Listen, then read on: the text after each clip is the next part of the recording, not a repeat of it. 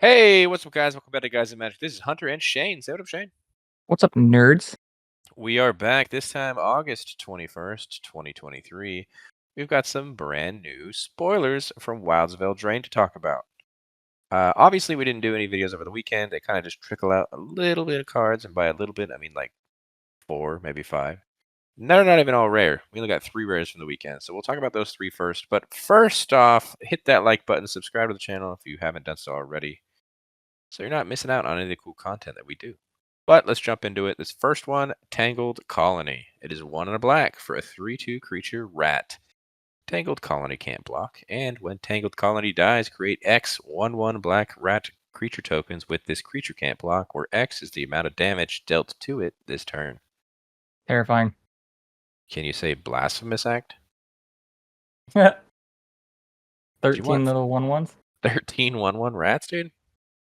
Yeah, I feel like that'd be a bad blasphemous act if you don't control this Tangled Colony. Yeah. I don't know, though, man. I don't know if this is a good card. I mean, I guess it can trade up from like a standard perspective, right? True. You Turn can always 2, yeah. just swing into no matter what. Eventually, someone's got to block it and it'll make rats. Yeah, kind of like I mean, obviously it's not Death Touch where it won't kill anything, but they probably don't want to block this or whatever because then, yeah, it gives you a bunch of rats. But Yeah, I don't but I know mean, if it's good. I guess if someone blocks with a 2/2, you're only making 2 rats. Yeah, 2 1/1s. Is that good? I don't I think guess so. it's something to it trades. It's not the what I'm trying to say. Not trades. It replaces itself. That's what I'm trying to say. So that's good. I guess for a body, but bodies are worse. So I But don't know. hey, tangled rat colony is terrifying because I've heard that's like a real thing. You just get like these massive rat colonies all tangled together. Hmm, that Google does it. sound terrifying. Don't Google it. Terrifying. Moving on to this new man land. This is Restless Bivouac. It is a land that enters battlefield tapped. It can tap for a red or white. You can also pay 1 a red and white. It becomes a 2/2 red and white ox creature until end of turn. It's still a land. And whenever it attacks, put a +1/+1 counter on target creature you control. This creature probably dies really easy. I don't know. I It's like kind of. this. I mean, I know you do because it adds a counter to something, and you play with Hmm. counters all day. It can add a counter to itself. That that's true. So I mean, I guess if you're playing a counters matter deck, yeah, you'll throw this land in. Why not? Yeah, just keep growing this, dude. It'll be a 3/3, and then, yeah, seems good. I don't know. I like it. These, Yeah, it's an these new instantly man play lands are going probably. to be pretty good. They're They'll going to do some definitely, pretty powerful things. they're going to change standard, that's for sure.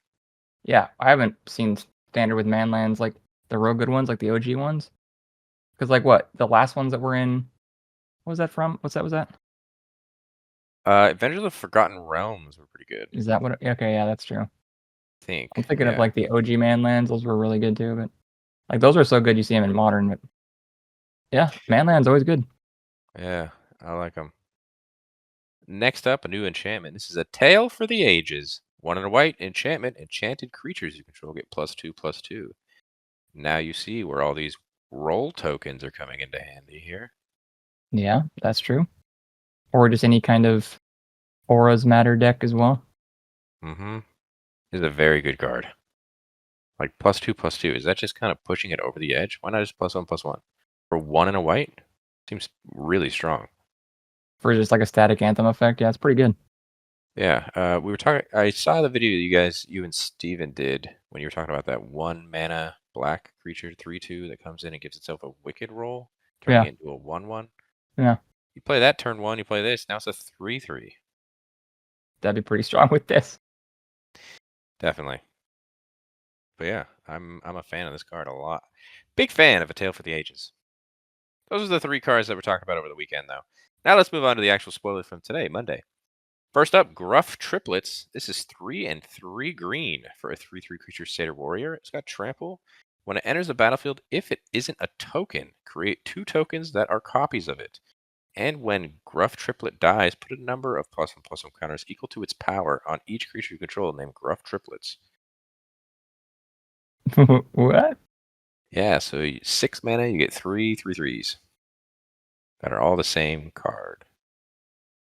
But 2 of them are tokens. 2 tokens, yeah. And then when And any then of them dies, when one of them dies, they gives the counter to another one. Hmm. They're triplets, dude. well, yeah, it gives it not just the one, it gives it to each of them. Right? Yeah. On each Yeah. creature, yeah. So if one dies, then have the counters, the other 2. And if that other one dies, then all of the counters. Dude, and if you're making if you have some shenanigans that doubles the amount of tokens you make, you just make a bunch of Gruff Triplets, dude. Rough. Whatever. Griff. You can make a bunch of their triplets, dude. Yeah, the triplets are nuts, man. I like this card a lot. Mono green might be getting a toy, but it's still 6 mana. So yeah, it's a little aggressive on the mana cost. and I'm just talking strictly from standard. But if this was in a mono green and like EDH, I think this card is also very powerful. You Especially could with also doubling reanimate this. season. Yeah, that's what I was saying, yeah. Yeah. And you can Not only reanimate it because it just says enter the battlefield, not cast. True. And I know you said double the tokens, but if it doubling season will double the counters too. Just double the double, dude. Love it. Double the triple. Get it? Triplets? All right. Let's move on to a new adventure. This adventure is called Heartflame Duelist, but like I said, it is an adventure, so the adventure part is called Heartflame Slash, which is 2 and a red for an instant. It says it deals 3 damage to any target, but Heartflame Duelist is 1 and a white for a 3/1 that says instant and sorcery spells you control have lifelink. People hate, and while I also hate, the curve is wrong on this card. Is it wrong? Yeah, the adventure part's 3 and the creature itself is 2. Well, I'm guessing you play this for 2 and then you have You more can't do the mana to adventure. spend. No. You could play the adventure and then on turn 4, play this and then have enough up to play another instant to get lifelink on it or something, you know? So you could play multiple spells in a turn probably.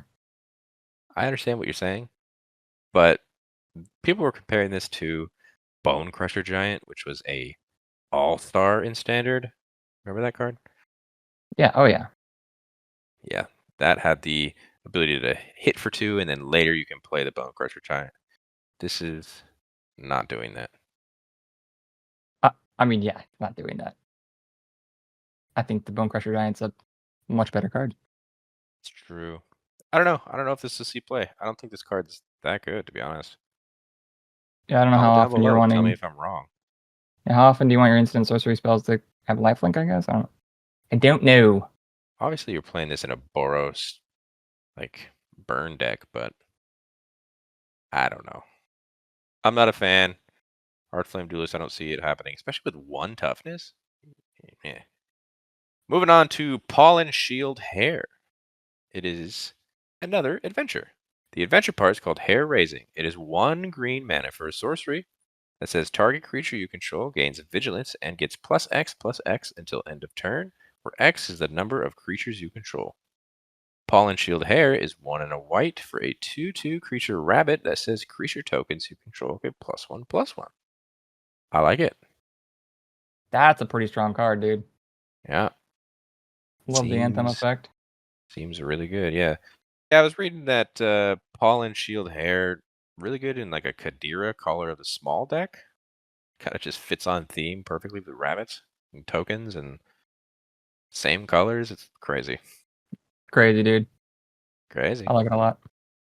Yeah, I like it too.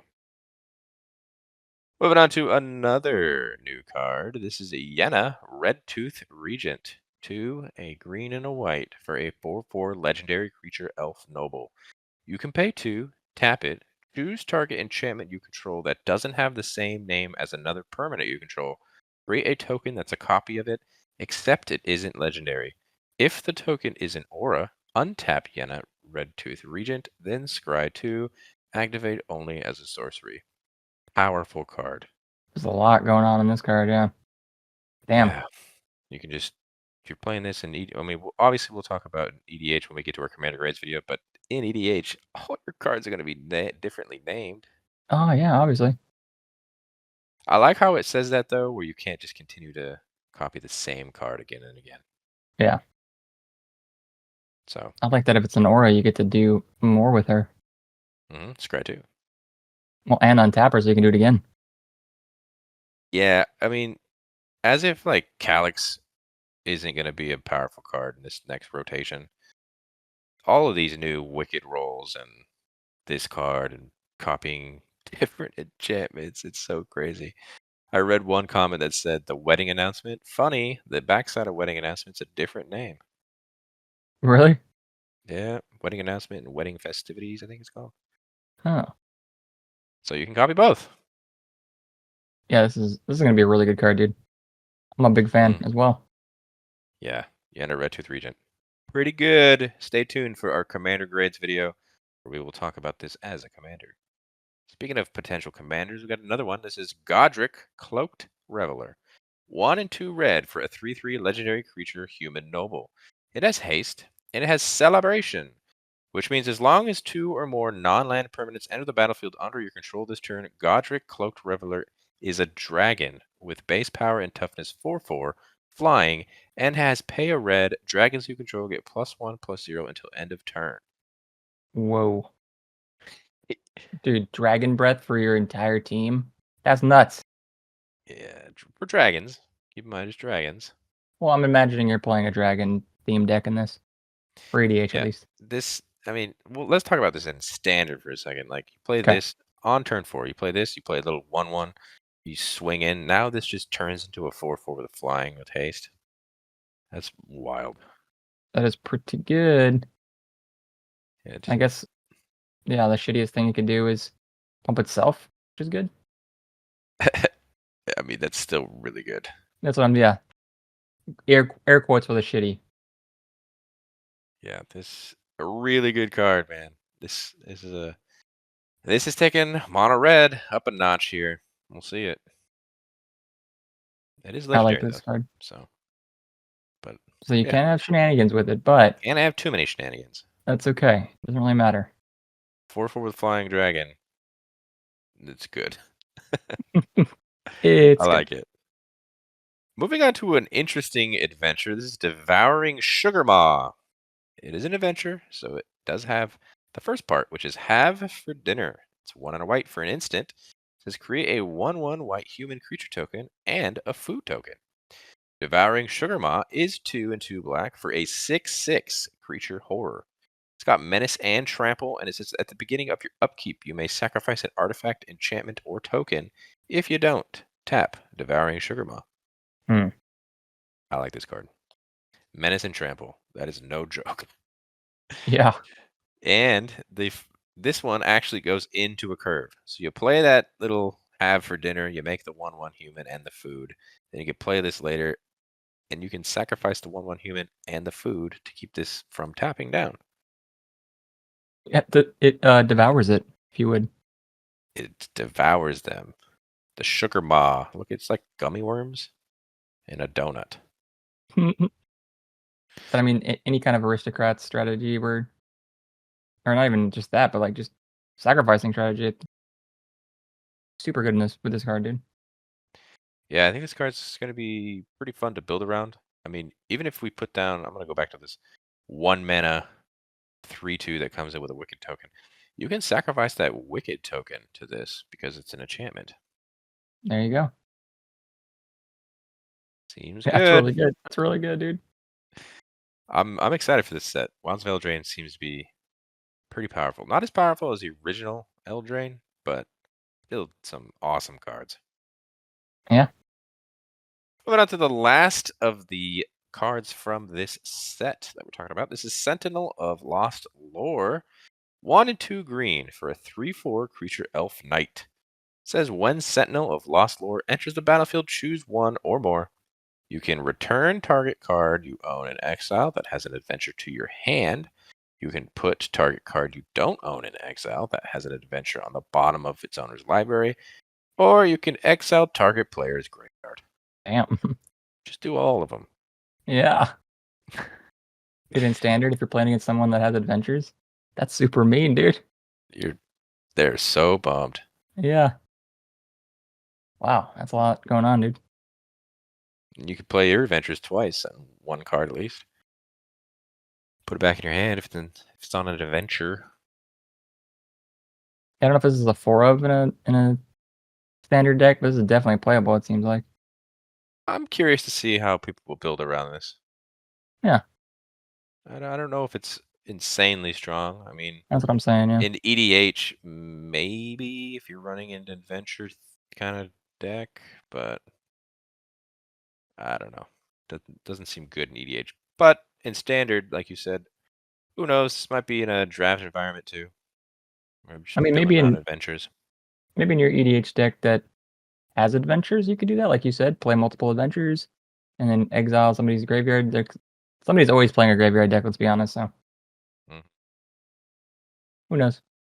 But yeah, that was the last card from the main set. We will talk about the Enchanting Tales. That is right. That is the extra cards that are going into this deck. Some really cool ones today. Karmic Justice, Dark Tutelage, and Season of Growth. Just to name 3 of them. Not going over all of them. That Karmic Justice, though, art looks crazy. We're gonna chop the dude's head off. Yeah, it's pretty cool. But Yeah. yeah, once again, just some awesome enchantments that they're throwing in just as a little extra bonus. Again, you can potentially find one of these cards every time you open up a pack. Dude, that Love Season's Growth is awesome art. Very fanciful. Yeah, all of the art so far has just been all stars. But yeah, that's gonna do it for us today. If you guys liked that video, once again, hit that like button. Subscribe to the channel if you haven't done so already. Also, don't forget to follow us on our Instagram, our Twitter, and our TikTok. That's at Guys Magic for each one. Especially our Instagram during spoiler seasons, because not only do you see all the rares and the mythics that we talk about during these videos, but you also see the commons and uncommons we do not talk about. And at the end of spoiler season, we always go through our Instagram and take the top 5 most liked cards we did not talk about, and we talk about them. So it's all up to you guys what you want us to talk about. Before we wrap up, though, however, Shane, let's talk about your favorite card today. I think my favorite card is Pollen-Shield Hare, dude. That rabbit seems Pollen-Shield really Hare, good. that rabbit. All right. I'm actually a big fan of Gruff Triplets. I think a lot of damage there is pretty cool. What do you think the guys would like?